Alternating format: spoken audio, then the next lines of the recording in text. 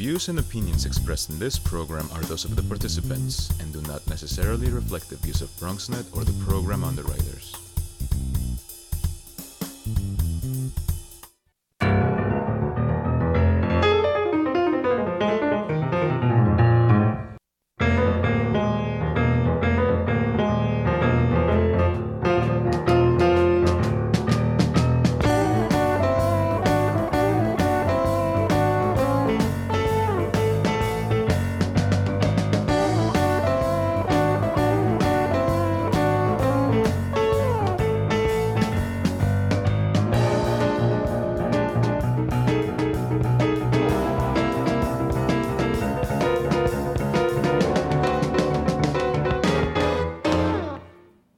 Good evening and welcome to Bronxtalk. In November, one of tonight's guests authored a three-part series in the Norwood News about heroin in the Bronx, ringing an alarm bell that many had thought was no longer necessary. 3 weeks ago, in a Riverdale apartment, authorities arrested two men and seized more than $154 million worth of heroin. And then just 2 weeks later, another large bust of 5 men and $5 million worth of the killer drug was made in a Kingsbridge apartment. It might be a revelation for some that in 2013 and 14 in New York City, more people died from heroin overdoses than murder. It's one of New York's biggest killers, and unfortunately, the Bronx neighborhoods of Fordham, Tremont, and Mott Haven were among the 5 in the city with the most heroin deaths. And if that's not enough, experts are expressing great concern about the availability and use throughout the Bronx of K2, a synthetic drug. So that's what we've got tonight: heroin, K2, and drug use in the Bronx. If you want to call in with questions or comments, then pick up the phone and call us at 718-960-7261. Or you can ask questions or make comments in an email to us at bronxtalk@bronxnet.org, or you post them on our Facebook page, and we will read them on the air during a future edition of our program. For the Here and Now, the editor of the Norwood News and author of the articles I was talking about, The State of Heroin in the Bronx, welcome back to David Cruz. Nice to have you. Thank you. And also the executive director of VIP Community Services, one of the Bronx's largest and most important treatment centers, Deborah Vizzi. Good evening, and thank you for joining us. My pleasure. Ms. Vizzi, let's start with you.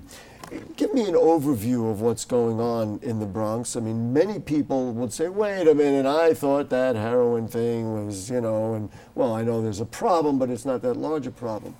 Is it a large problem? How large a problem, and why now, maybe, as opposed to in the recent past? Well, I think heroin is not necessarily resurging in any way. I think it's been a tried and true drug in the drug community for many, many years. I analogize heroin to like aspirin. It's a tried and true drug, and its resurgence is really based on availability and cost and familial, perhaps drug dealing within families, if you would.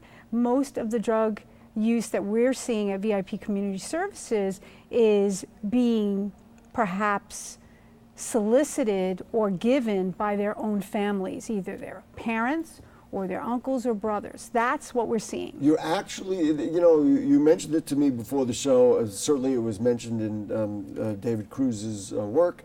But this is a fascinating thing that people within families are passing heroin along. Right, and I think it's primarily and based on... And you know this because of your experience working with people who are addicted and need treatment. Yeah, absolutely. Most of the folks, I would say probably 9 times out of 10, are being doctored, as the term is on the street, into heroin through family members.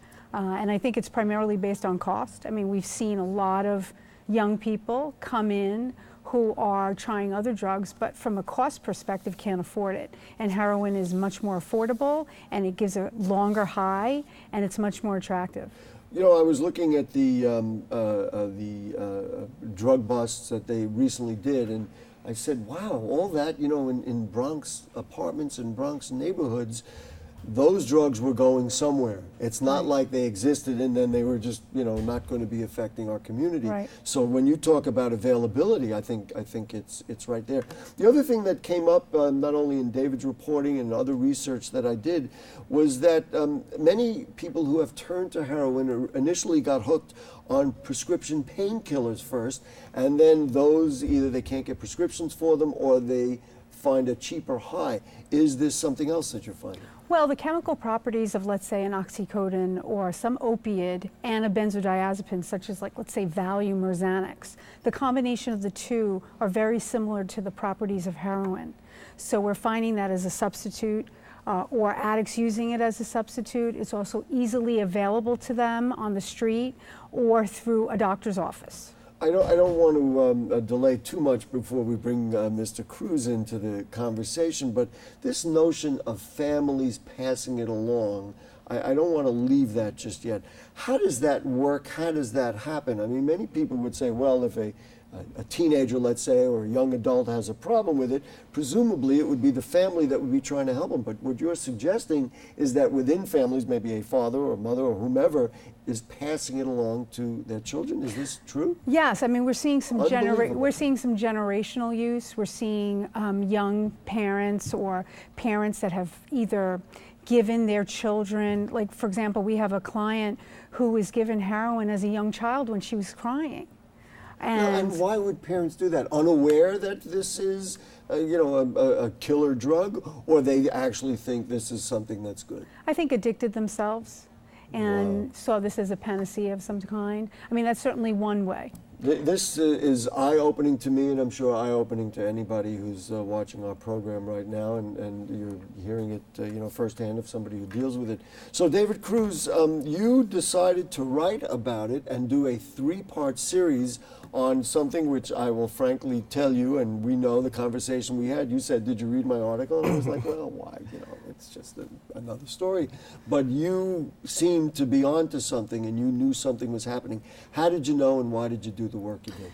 Well, I was actually going through statistics from the New York City Department of Health, and I was looking at heroin overdoses throughout the 5 boroughs, and I noticed that Bronx was #1 in terms of the number of deaths associated with heroin use. Mm-hmm. And so I said, there's got to be something here. There's definitely a story that hasn't necessarily been told. And quite frankly, I kind of thought that a 3-part series wasn't enough. I think you could write a whole book on this issue, particularly as it pertains to the Bronx. Mm. And so when I just dug that nugget of information, I said, you know what, maybe this requires a little bit more exploration. And other outlets had done it, but no actual Bronx newspaper or Bronx outlet has actually looked into this, as far as I can tell anyway. It was definitely something I wanted to really take on. I was fascinated by many of the findings in the work that you did. Hispanic men aged between 35 to 54 are most vulnerable to legal heroin overdoses. So that's not the stereotype of teenagers and people in their low 20s, let's say. And in 2013, Hispanic men contributed to 65% of heroin overdoses, which was a spike from the year before when the rate was 56%. What were some of the things that you learned about on the trail, aside from the numbers that I just quoted, that alarmed you or made you say, wow, we're really onto something important here? Well, some of the things I ended up finding is that heroin use sort of overlaps in areas of poverty. And when I was going through the South Bronx, and of course South Bronx is one of the poor districts in the country, I was passing a park, Millbrook Playground, and I saw people sleeping there. I saw people what appeared to be like going on a high. And it was pretty scary. Mm-hmm. And looking through it, I kind of said, okay, well, I noticed that it does happen in these poor neighborhoods, and it doesn't seem to have ever sort of been detached from that. It sort of seemed to have been a problem in 2000 and the years before that as well. Well, that's what we heard from Ms. Vizzi, that it's not like, well, all of a sudden, it's really been a continuum. I thought one of the things you said was cruel almost and sad, and it was greatly disturbing. And one of the reasons why I said we had to talk about this, that what you just described, the scene you just described, And you said the heroin epidemic simply seems accepted in the Bronx. And so maybe so many of us who will go by a park and see people sleeping in it, which we do see, there is homelessness, and maybe never make the connection. But you're saying if we find out it's heroin, people in the Bronx are like, well, yeah, that's the problem we have. Right. So if it's not in your face, if it's not going to be in existence, but the crazy part is that it is. I mean, I tend to sort of notice that it happens in really quiet areas. Sort of Hunts Point is sort of like on the outskirts of almost everything, and yet there's a place called the Brickyard where a lot of people end up using, and they tend to congregate over there. But a non-user would not go there, and so if it's sort of out of sight, it's out of mind in that case. If you know it's there and you went to visit it and you don't even live there, there must be community people, community board people, elected officials, neighborhood people, and all other people who know that it's there. Did you find that people in the Bronx know it's there and don't look at it, don't notice it?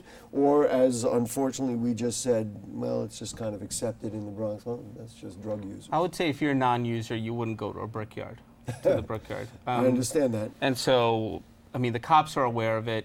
They really can't do anything about it except if they see dealing taking place, they'll go ahead and arrest them, but they can't go ahead and arrest someone who is on a high. It's just, right. They sort of tend to just shrug it off. Ms. Vizzi, let's talk about some of the quote-unquote answers.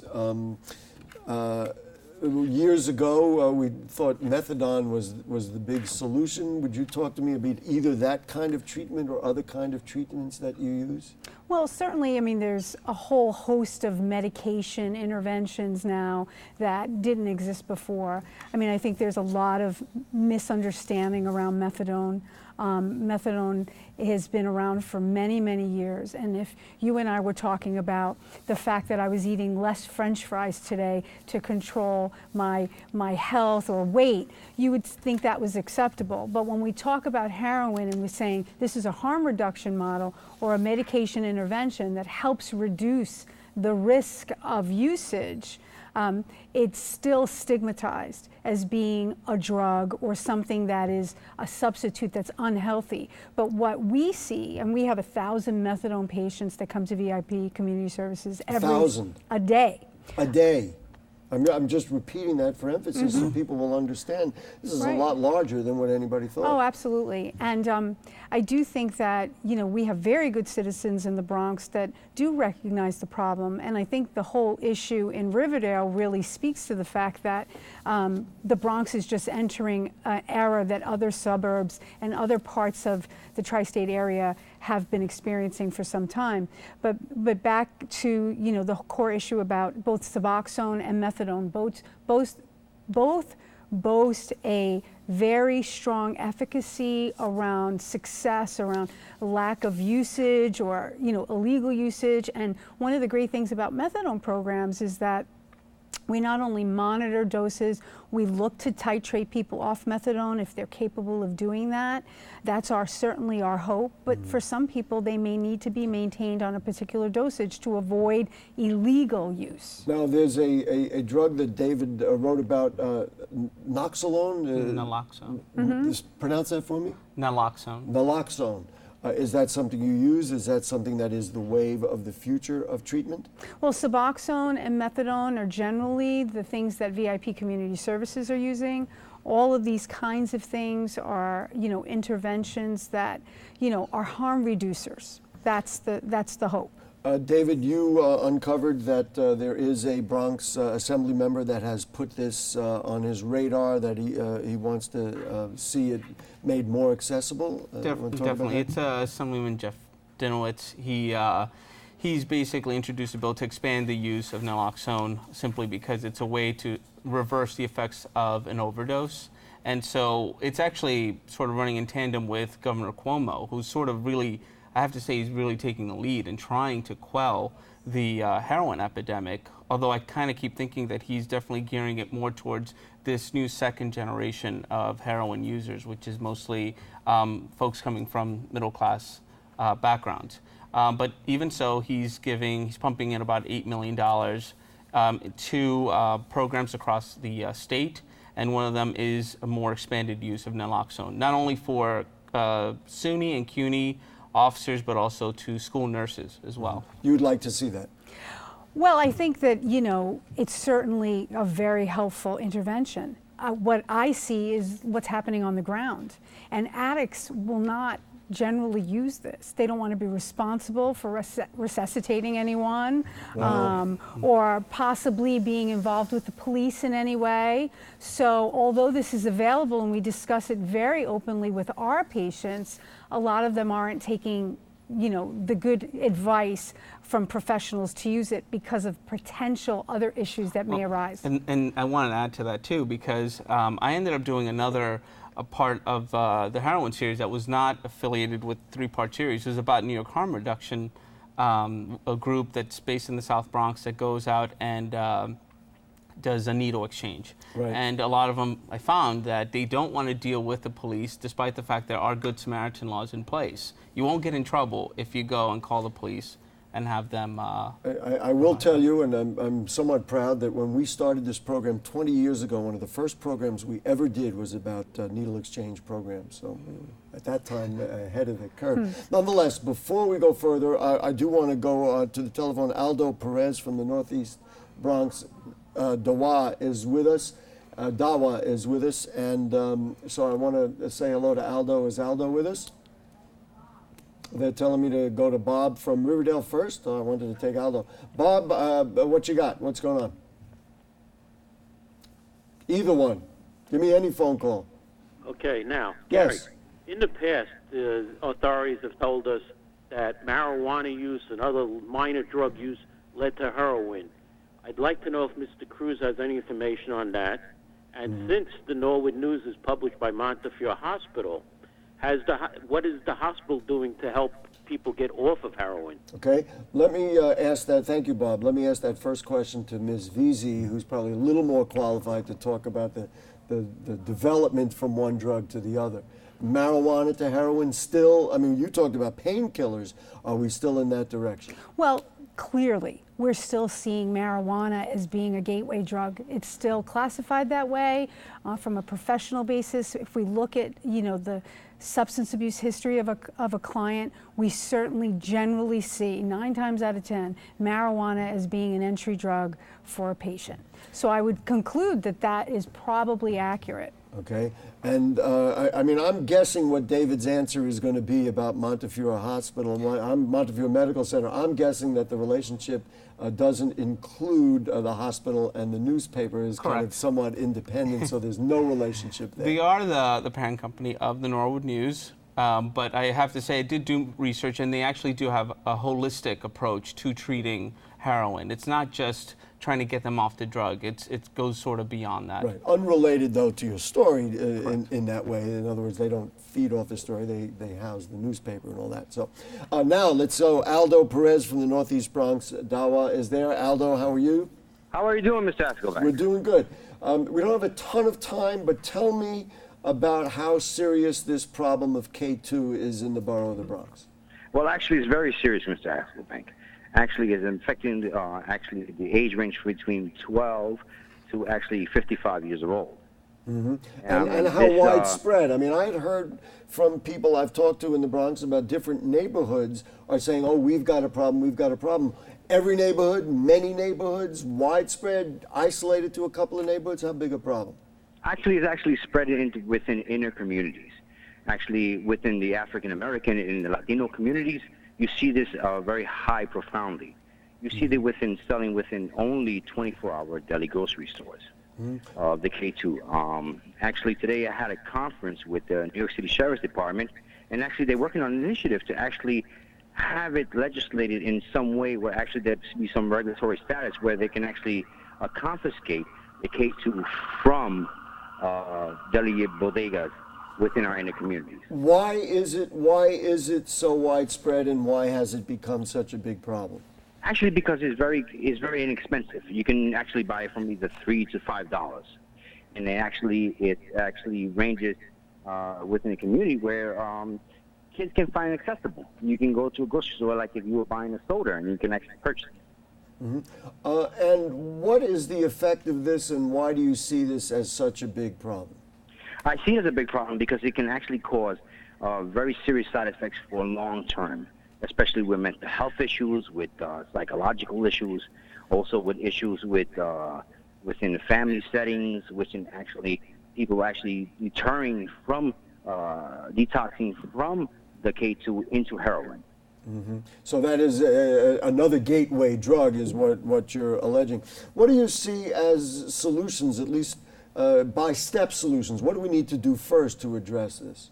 Actually, we have a very good legislative that actually are tracking this. Actually, we have Senator Gustavo Rivera, we have Councilman Richie Torres, and we also have Assemblyman Jose Rivera, who will actually are very willingly to heavily act an awareness campaign. We also have a very good inspector in the 52nd Precinct, Inspector Hoffman, who's very cautious about it within the community. We have a very effective New York City Sheriff's Department, which willingly wants to start an awareness campaign first, before the legislation is set. Aldo, we only have a moment. One more quick question. You described to me a situation you saw on, I think it was Burnside Avenue or somewhere over there in that part of the Bronx. Yes, where you said there was a store that was... They're very so bluntly that they're even selling it across the street from actually a city councilman. So they're just selling it in a store, and you could walk in there as long as you know what to say. You can go and get it. Why isn't this just busted up?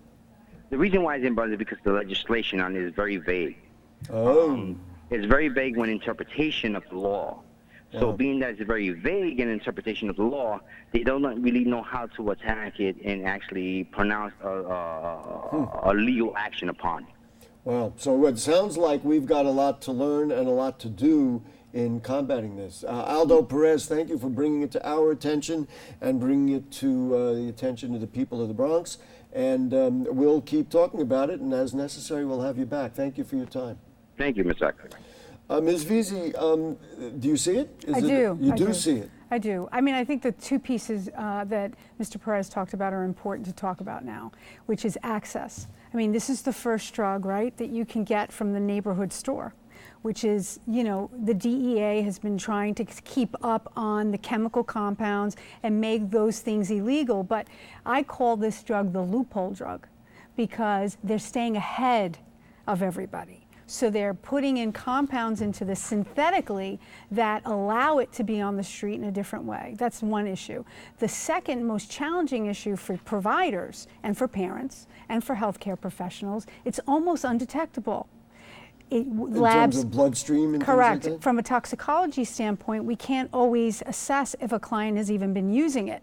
So it's generally, like I said, it's a loophole. And when we do get to test it with certain strips that perhaps give a little bit more sensitivity to what is in someone's system, the courts may not use that admissible or admissibility in court in terms of either keeping somebody from dealing or keeping somebody from using. So from a parent perspective, from the citizens of the Bronx who are looking at their children and saying, I know there's something wrong, it's almost impossible to find out. And then secondly, the side effects are very different than regular cannabis. We're talking about very serious side effects, some of which are as serious as seizures, and then, you know, things like psychosis and hallucinogenic kinds of things. There was a horrible story of a young man who, you know, kind of went crazy and either leaped off a building or out a window and died as a result. It certainly, unfortunately, inspires erratic behavior.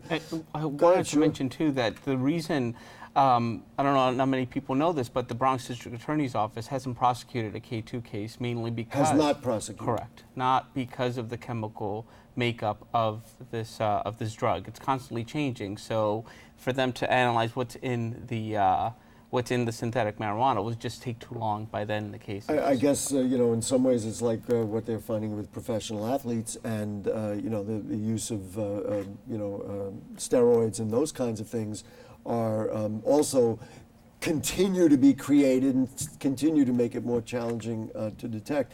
Before we, let me ask you first, before we get going, treatment courts, do we find that they're effective? Did you find that this notion of a court that deals with treatment in a less criminal way is effective?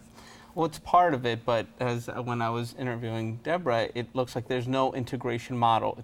Drug treatment court is just one aspect of getting better. There's a whole other stream of, I guess, other services that you need, but there is simply no integration model. Which gets us into the question that I did want to ask about the addictive personality. You know, when we talked about crime and cutting back on crime on this show, we tried to always get to the source, and we talked about gang prevention and all those kinds of things. Is there a way to, because it seems to me if you've got this addictive personality, whether you go through painkillers, whether it's marijuana or whatever else, it's that addictive personality that's the issue much more so than the specifics of what chemical or drug that they're using. How do we address that? Can we address that? Well, I mean, I think it's a very interesting and important conversation. I mean, you know, from our perspective, we see addiction as a disease. And the same way that someone has diabetes, someone may be an alcoholic, and it's not something that you choose to do necessarily. You may have a propensity that once you begin to drink or once you begin to take something experimentally, you know, it can't be stopped. It sort of is a cycle, if you would, of a domino effect where you can't necessarily begin or end. I mean, I think the issue is where drugs could take you. And that's the concern for both our young people and for all of these folks that are overdosing. Yeah. I mean, what's happening on the streets of the Bronx we're not seeing pure heroin anymore. We're seeing it cut up with fentanyl and some very, very serious chemicals that are causing perhaps more of an overdose. We've got to get out of here, and as David said, his 3 stories were not enough. My half hour was also not enough. This is a large and serious issue. Real quick, 10 seconds, what would you like to see? What answers are out there, or what do we need to address? More funding for treatment centers? I'm sure you would agree with that. Well, certainly I would, but I think more importantly, to make the citizens of the Bronx aware. You know, what's happening in the Bronx is an entree of what's happening around the country, and it's time for us to really have some conversations. And we just, David Cruz from the Norwood News, thank you. Deborah Vizzi from VIP Community Services. My pleasure. We just put the websites of both of those organizations on the screen, so if you have issues, you have questions, please check in, check out. Don't let things go. If you have suspicions about a friend, a neighbor, do it in a supportive way and help them get help. That's the bottom line here. Folks, and if you do have further questions or comments on anything you heard on tonight's show or anything going on in the Bronx, and you can email them to us and we'll find you the right people too.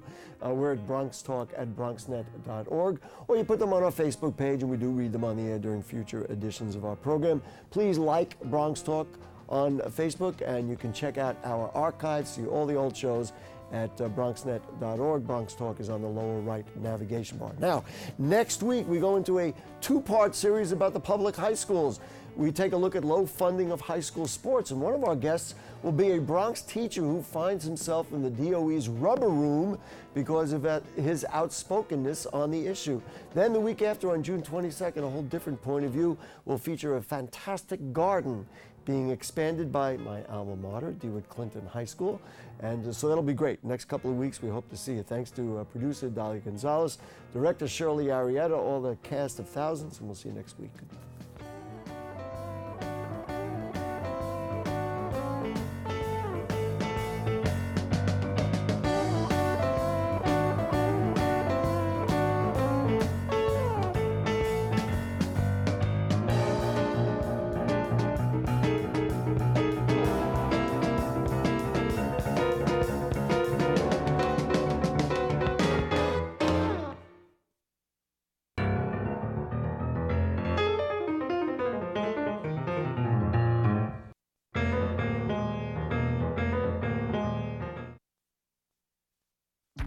People think I'm trash, but they're wrong.